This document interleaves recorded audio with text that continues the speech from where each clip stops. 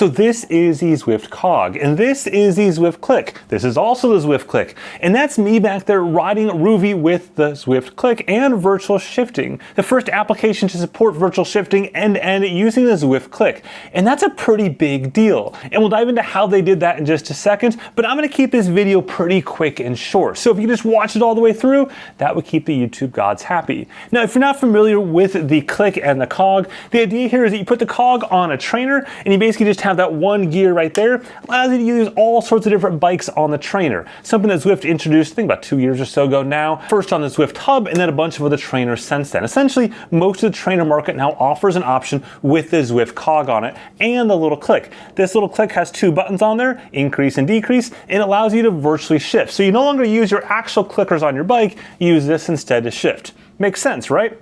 Yes, except one little problem. It only works with Zwift. So if you bought a trainer with the Zwift Cog on it, you can't use shifting in Rouvy or Full Gas or Be Cool or anything else out there you want without swapping to a mechanical cassette. So that's not super ideal and kind of a bit anti-competitive given the fact that Zwift built their entire platform on open standards. But as of today, that changes, at least for the moment anyways. You see, Rouvy has reverse engineered the protocol between the Click and the trainer. And so as of today, you can use this Click to go ahead and do virtual shifting in Rouvy. So to get started, all you need is the Zwift Click. That's it. Or the Zwift Ride bike from Zwift, that entire white bike there, the frame portion of it, on one of the compatible trainers. Unfortunately, the Zwift Play controllers are not compatible. We'll talk about why in just a second. So you need the Click. You do not, however, need the Cog. And that's notable because right back there, I've got a Decathlon D100 trainer. I got it on sale for $200 Black Friday, but it's normally like $250, $270, something like that. An incredible deal. Review coming on that separately. But all you need is a Click, because that's the only thing that's actually connected to the platform. There's no electronics in this Cog right here. It's just a bunch of parts, and that's all there is to it. So what you need to do first is to update Rouvy, pretty straightforward, and then you'll see the screen right there that announces the fact that the Zwift integration is there. The other thing you want to make sure is that your trainer is fully updated. And so as of right this moment, they're saying anything on the Zwift compatibility list for virtual shifting, they support. But they've only validated the Wahoo trainers. And so I actually tried back there. You see the Doretto XR with the Zwift Cog on it. That one, it didn't work. Like it just wouldn't connect to that trainer at all, which is kind of a bummer. So they're working through all those, but they've confirmed all the Wahoo ones, and I can confirm the Decathlon Van Rysel D100 works as well. It sounds like that process shouldn't take very long to get to the rest of them. So again, make sure your firmware is updated on your trainer using the trainer app that came with your trainer. Once all that's said, you'll go into the pairing menu of Rouvy and ensure that your trainer is paired, obviously, but you'll notice a new menu in the lower right hand corner for virtual shifting. That's where you clickety-click the Click and then go ahead and pair that Click. I like the fact that they show the firmware version on all these screens, by the way. Probably will help them with troubleshooting when people don't update the firmware so they know they're on the right firmware. So with that, you'll choose the route that you want. I chose a route at the other end of the island today to go ahead and ride. So I got on that route and I just started riding. At that point, I'm going to use the buttons on my handlebar to go ahead and shift. As you're riding along, you're going to press the plus button to select a harder gear and the minus button to select an easier gear. There are 24 gears in this gear range, just like there are on Zwift, to go ahead and iterate through, and it's instantaneous, just like it is on Zwift. There is no difference that I can tell between the Zwift implementation and the Rouvy implementation, at least after this one nearly hour-long ride and some dorking around with it last night as well. It seems identical to me on this trainer. In case you're wondering, by the way, there's no technical difference between this one here that's not colorful and the colorful one back there. Internally identical. That one just simply has colors on it. Anyways, back to the riding. And of course, since my trainer back there does not have the Cog on it, I just simply placed it in the middle of the cassette and I'm good to go. I didn't have to use shifting at all. In case you do use shifting, that's fine too, as long as you don't have the Zwift Cog. If you have shifting with the Zwift Cog here, it makes a giant racket. You don't want to do that if you physically shift. But for a regular cassette, you're good to go.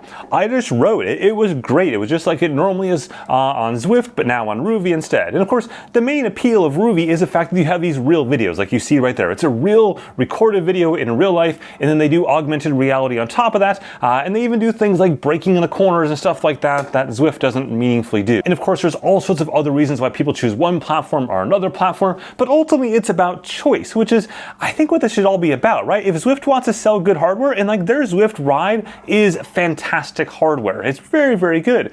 And the Click is a cool idea, and the Cog is a cool idea.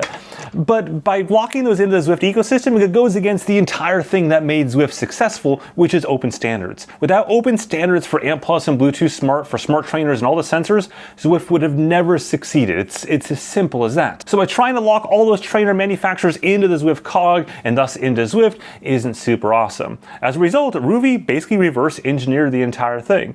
So there is no partnership, best I can tell at this point, the best Rouvy is saying, between them and Zwift. This is a reverse engineering effort, and maybe we'll see a cat and mouse game like we sometimes see between companies when one reverse engineers something and back and forth. But I think that'd be incredibly difficult for Zwift to do because of the trainer firmware aspect of this. Remember, the trainer firmware is required for virtual shifting. There is a unique firmware on that trainer that enables virtual shifting and that enables that communication between Zwift and the application. The click here doesn't talk to the trainer. The click talks to Zwift or Rouvy now, and that in turn tells the trainer what to do within basically a pre-designed or preset table, if you will, within the Zwift protocol. So if Zwift were to try to get into a cat and mouse game, they would probably break a lot of consumers because most consumers never bother updating the firmware on the trainer. Like, we've known this for years. It's one of those things I've always wondered and even pushed for, having applications like Zwift, Rouvy, etc., being able to update the firmware on behalf of Wahoo and on behalf of Tacx and on behalf of etc., with pre-populated firmware channels in the same way that happens on your computer for firmware for devices on your computer from third-party manufacturers. That same thing could happen for trainers as well. And as a result of that, I think it'll be very, very difficult for these companies to play a cat and mouse game without annoying their consumers too much. In this case, it's Zwift's consumers they would annoy the most. Now, it'll be interesting to see what happens once this goes live. It goes live in 6 minutes, give or take. And so by the time you see this video, it'll be an hour or so after it's probably gone live. And as a result of that, we'll have to see what Zwift's reaction is. At this point, they haven't said anything, and who knows if they'll say it. I'd like them to not say anything. I like them to focus on making amazing hardware, focus on them making their amazing platform, and let consumers choose the trainers they want. I think that's a good thing for consumers, a good thing for the industry, and I think a good thing for competition as well. Oh, I realized I forgot to mention why Rouvy isn't doing the Zwift Play controllers for 2 reasons. Number one is that these controllers take up 2 Bluetooth channels, which is kind of a pain in the butt for Apple TV because it's limited to 2 Bluetooth channels plus 1 for the remote. So it basically kills Apple TV on trainers. The same problem that Zwift has, by the way, as well with this. They have to defer to their companion app, and it's a big old mess for Apple TV. The second reason is that Rouvy kind of thinks these are a bit dead end at this point, given the Zwift Ride and the Zwift Click and the popularity thereof. I would actually disagree with them on that, and I think them introducing support for these would be super useful, not just for Rouvy customers, not just for existing Zwift customers, but I think probably the industry at large. So I think the Zwift Play is pretty cool, and I'd love to see them support this properly as well. So hopefully they'll change their mind there. Even if it doesn't work for Apple TV users for them, it could at least work for everything else which isn't limited by Bluetooth channels. Anyways, hopefully you found this video interesting and useful. If so, give it a like at the bottom or hit subscribe for plenty more sports technology goodness. With that, have a good one.